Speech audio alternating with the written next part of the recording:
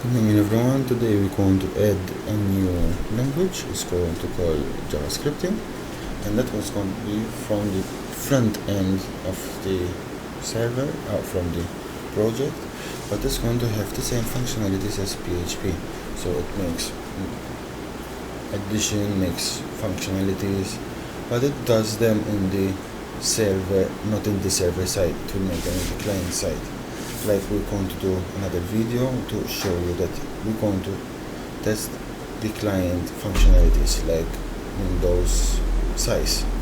So that functionalities is good to make them in the client, because we don't want our own system, we want the client system to have this type of functionalities. Like we want to know the client information. So that's the reason we're going to use JavaScripting.